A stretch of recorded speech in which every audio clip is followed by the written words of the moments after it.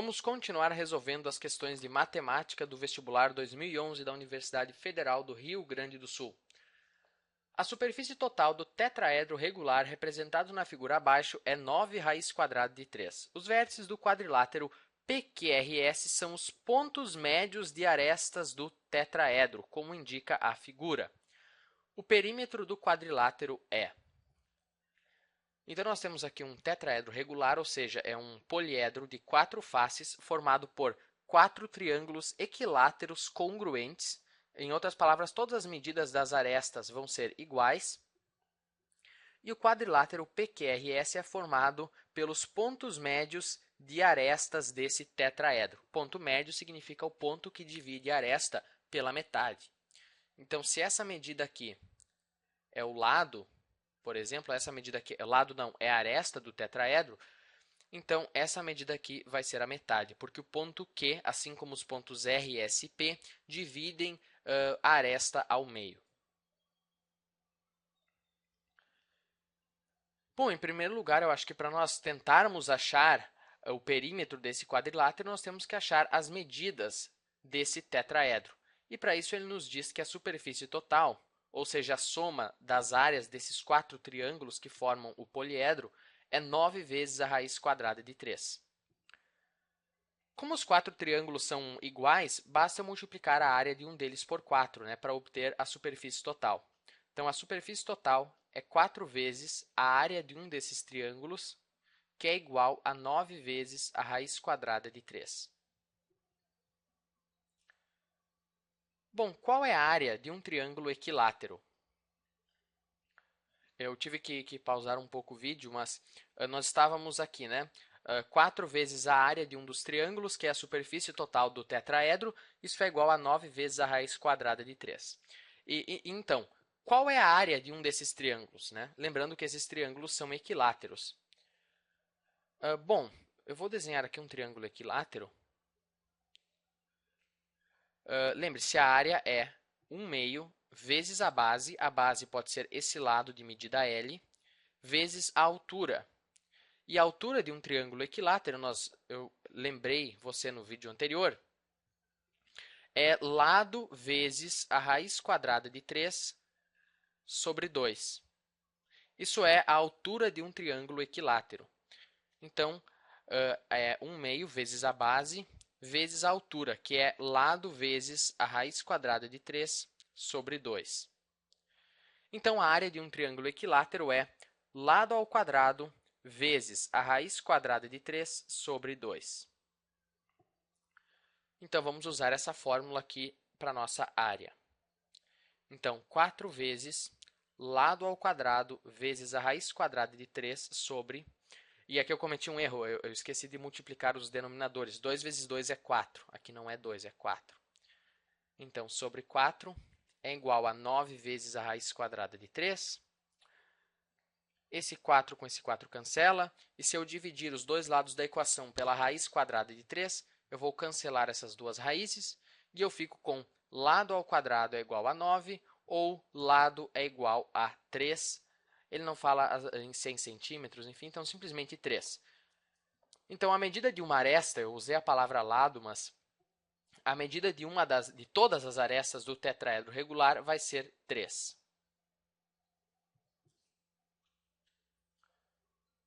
E como é que nós podemos usar essa informação para calcular, então, o perímetro do quadrilátero? Para calcular o perímetro do quadrilátero, nós temos que achar o lado desse quadrilátero. E ele nos diz que os vértices desse quadrilátero são os pontos médios das arestas. Então, os pontos que formam esse quadrilátero dividem as arestas ao meio. Então, se essa aresta aqui, tem medida 3, então essa parte aqui vai ter medida 3/2 e essa parte aqui também vai ter medida 3/2. E, aliás, eu vou desenhar aqui esse triângulo equilátero, que é a base do tetraedro. Vou desenhar ele aqui. Aqui está esse triângulo. Aqui está o ponto R. É como se eu estivesse vendo de cima, certo? Então, aqui está o ponto R, aqui está o ponto S. Não está bem certo. Aqui está o ponto R, aqui o ponto S. E um dos lados do quadrilátero é esse segmento RS.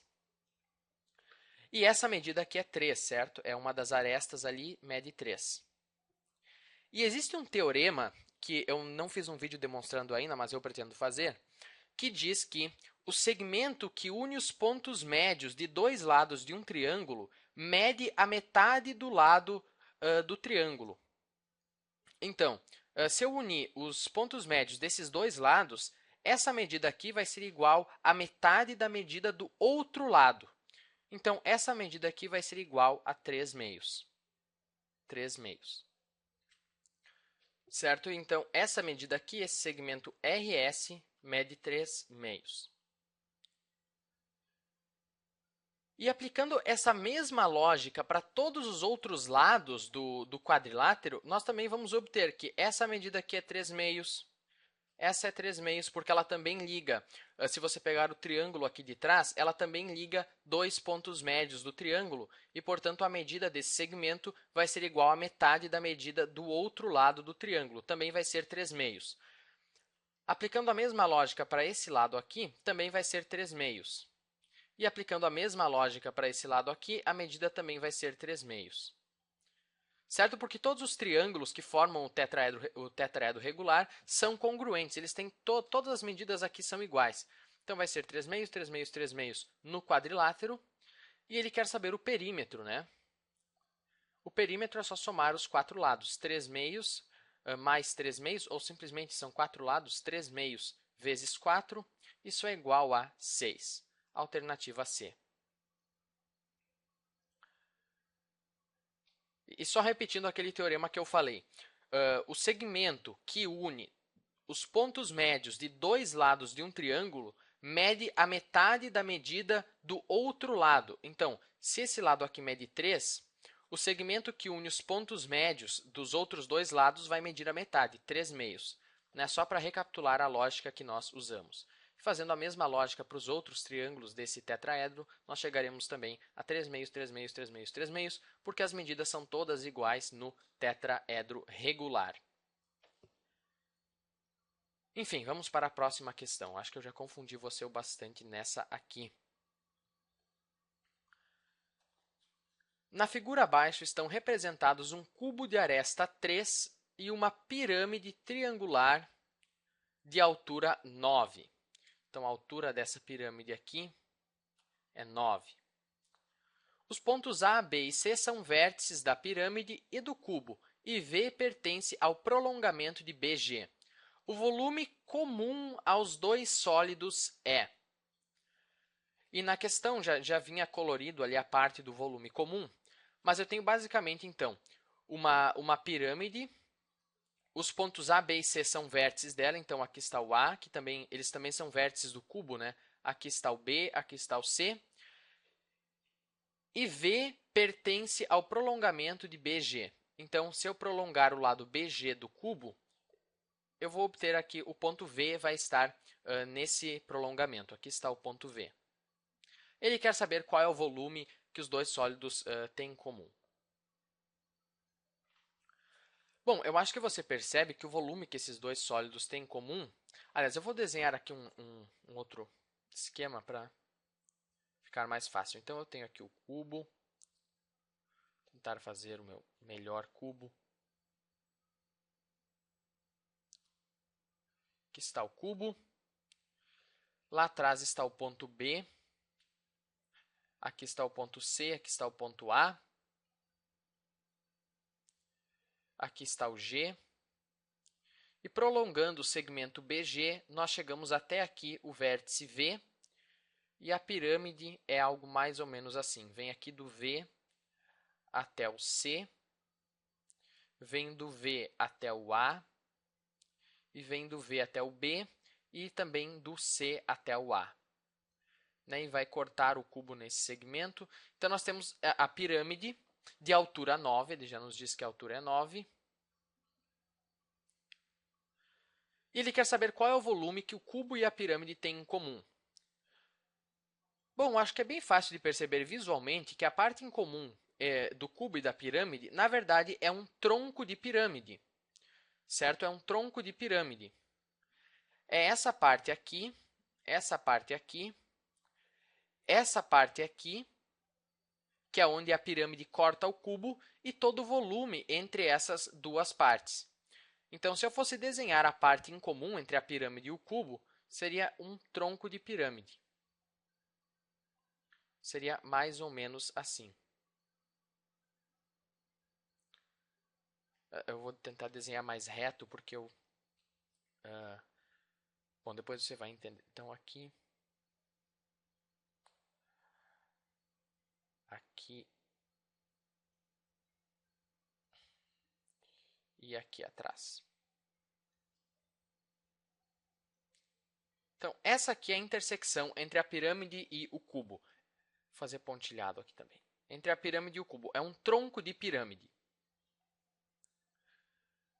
E lembre-se, ele diz que a aresta do cubo é 3, né? Então, a aresta aqui é 3. Isso significa que a altura desse tronco de pirâmide também vai ser 3, né? Essa medida aqui é exatamente a mesma aqui, que é a aresta do cubo 3. Bom, e nós sabemos então que esse lado aqui, que também é uma aresta do cubo, vai medir 3, e esse aqui também vai medir 3. E aqui vai ser um ângulo de 90 graus, porque se corresponde ali àquele ângulo do cubo. E agora eu acho que nós já identificamos alguns elementos. E, aliás, só mais o que falta aqui. Se nós pegarmos essa pirâmide menor, a pirâmide tirando esse tronco, se nós pegarmos essa pirâmide aqui, essa pirâmide menor, que é semelhante à pirâmide maior, né, seria essa, se eu prolongasse aqui, seria essa pirâmide, ela tem a altura 6, né? Porque a altura total é 9, esse pedaço é 3, então essa altura aqui é 6. Essa altura aqui é 6. Claro que pelo desenho parece a mesma coisa, mas, enfim, se preocupe com os números. E ele quer saber o volume desse tronco de pirâmide, né? E, sinceramente, na prova, eu esqueci qual é a fórmula do volume do tronco. É uma fórmula razoavelmente comprida. E então eu resolvi fazer por semelhança.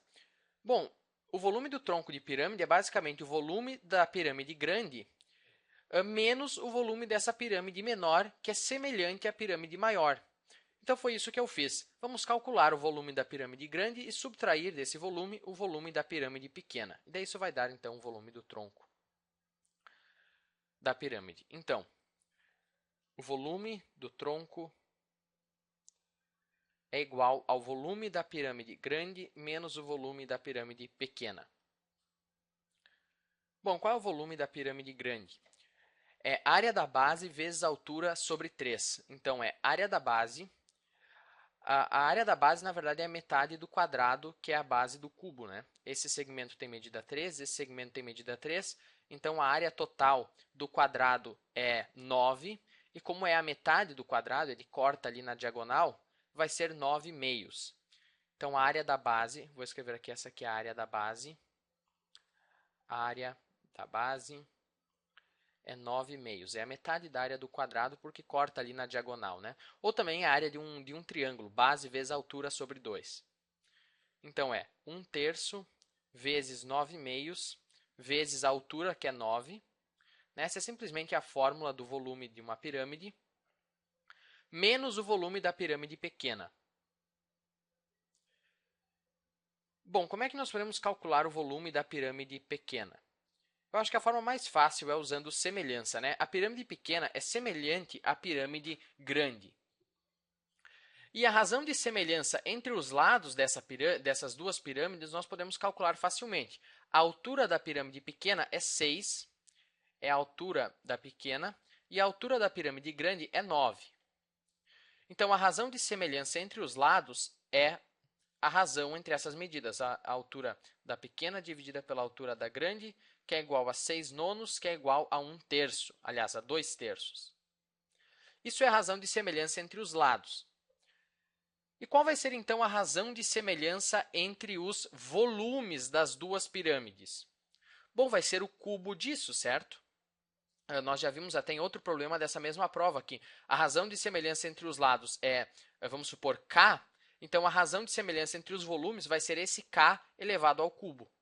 Então, se eu dividir o volume da pirâmide pequena pelo volume da pirâmide grande, eu vou obter a razão de semelhança entre os lados elevada ao cubo.